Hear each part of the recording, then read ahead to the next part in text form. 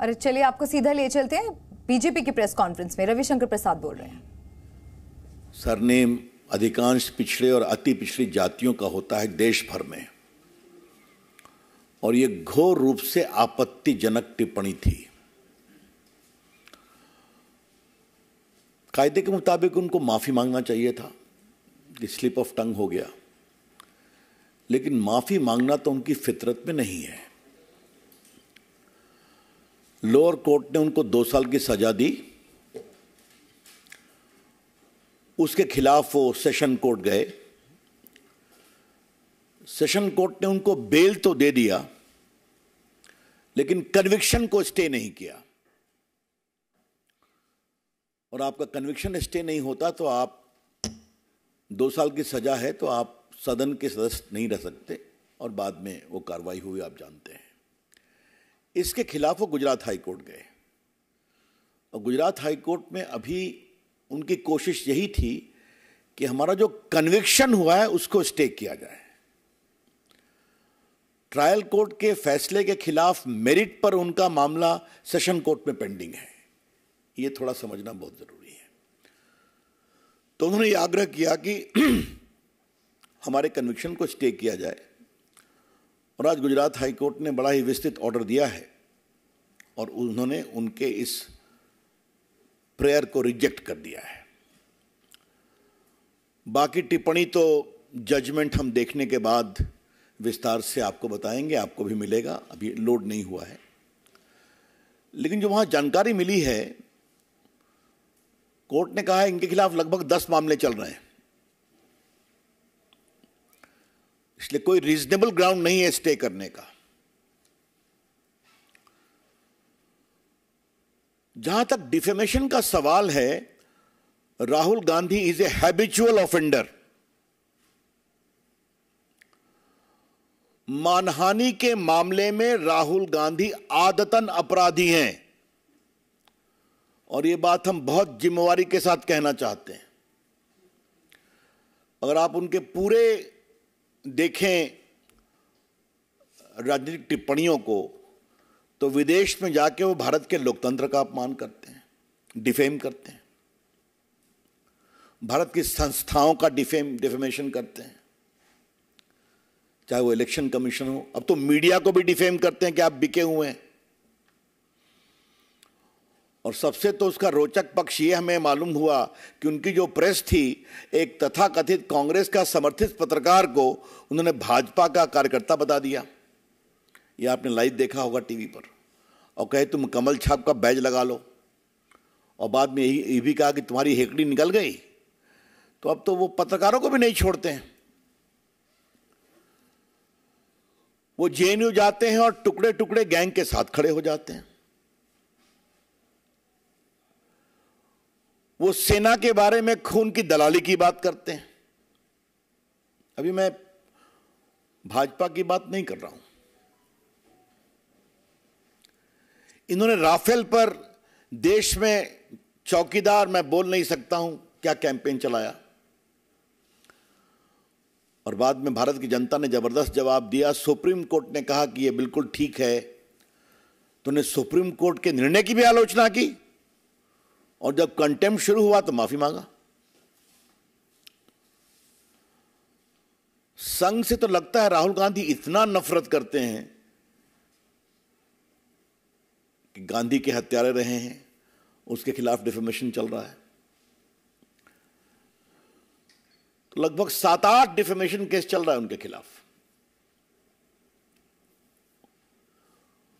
और ये तो उन्होंने ओबीसी का सीधा अपमान किया। पहली बात हमें पूछनी है कांग्रेस पार्टी से, आज आप राहुल गांधी को कंट्रोल क्यों नहीं कर सकते? उनको ठीक ठाक बोलने की ट्रेनिंग क्यों नहीं दे सकते? आपके नेता है ना वो। अगर इसी ओबीसी मामले में वो माफी मांग लिए होते तो मामला खत्म हो गया होता। और याद करिए, सूरत के ट्रायल कोर्ट ने उनसे कहा कि आप माफी मांगेंगे, उन्होंने माफी मांगने का अवसर भी दिया था। तो उनकी टिप्पणी क्या है? I am not Savarkar that I will apologise. एक महान देशभक्त वीर सावरकर जिसने 11 साल अंडमान में गुजारे, उसके बारे में कितनी नफरत है उनके दिल में, ये समझिए आप। तो सावरकर के पोते ने भी एक केस किया है। वीर सावरकर को उन्होंने विदेश में भी अपमानित किया। तो अपमानित करना, बेइज्जत करना, एब्यूज करना राहुल गांधी की फितरत है। I repeat, it has become a chronic habit of mister Rahul Gandhi to abuse, to defame and almost showering the worst kind of abuses against eminent leaders and organizations. So Mr. Rahul Gandhi, if you do like this, the law will catch up with you.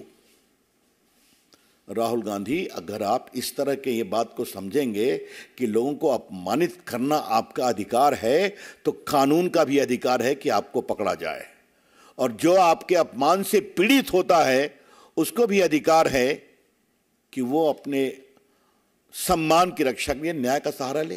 ये तो पूरी कहानी है। इसमें न कोई freedom है, न कोई बोलने की आजादी है। कोई कैसे कह सकता है कि सारे चोर का सरनेम मोदी कैसे होता है? क्या मतलब है इसका? कुछ भी बोल देंगे आप। मुझे मालूम है हमारे प्रदेश बिहार में बहुत सारे मोदी उत्तर भारत में अति पिछड़े परिवार से आते हैं, यूपी में आते हैं, गुजरात में आते हैं, देश में बाकी जगह पर हैं। तो you have no control on your tongue कि आप कुछ भी बोल देंगे। और जब आपको कोर्ट ने कहा कि राहुल गांधी जी आप माफी मांगेंगे, तो साहब आप सीधा, मैं सावरकर नहीं हूं कि माफी मांगूंगा। This is, I would say, irresponsible arrogance, गैर जिम्मेदार अहंकार है। किसी को अपने गुणों पर अहंकार हो सकता है। राहुल गांधी में तो मैं तो एक ही अहंकार का भाव देखता हूं कि मैं एक खानदान में पैदा हुए हैं और उसी की कमाई उनको मिलती भी है। ठीक है भाई, इसके अलावा आप सबको एब्यूज करेंगे, अहंकार दिखाएंगे। मैं कई बार इस मंच से कह चुका हूं कि राहुल गांधी होमवर्क नहीं करते हैं। हम नहीं करते हैं, चले जाते हैं जेएनयू में टुकड़े टुकड़े गैंग के पास, उनके पक्ष में खड़े हो जाते हैं। बाकी तो मैंने सब उनके गिनाया ही। तो आज का निर्णय गुजरात हाई कोर्ट का स्वागत योग्य है।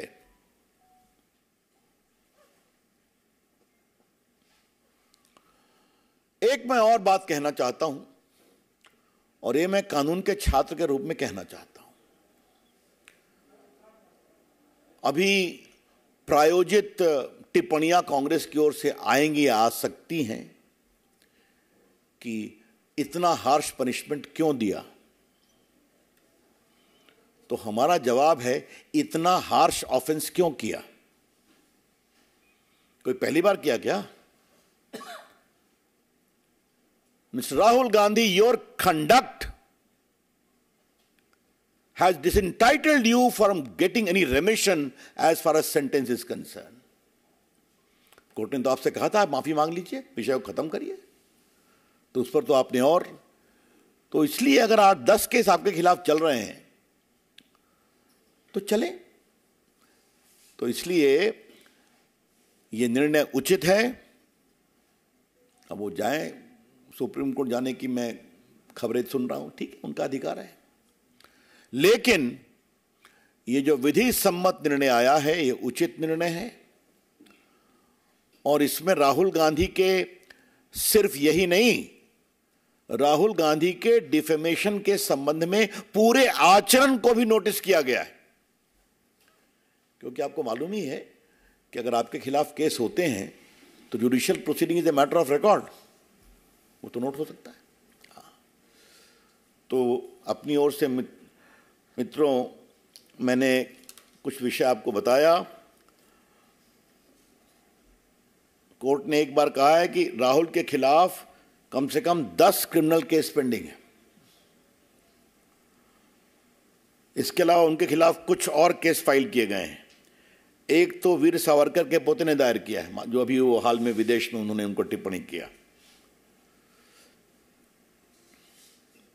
और कोर्ट ने कहा है कि परिस्थितियों के आलोक में सजा पर रोक लगाने का कोई विषय नहीं बनता है और सूरत के सेशन कोर्ट के आदेश में हस्तक्षेप की आवश्यकता नहीं है। Therefore, the High Court has taken into account the totality of situation and his conduct and said it is not a case fit for a stay of conviction. ये बात मैं आपसे कहना चाहता हूं। बाकी तो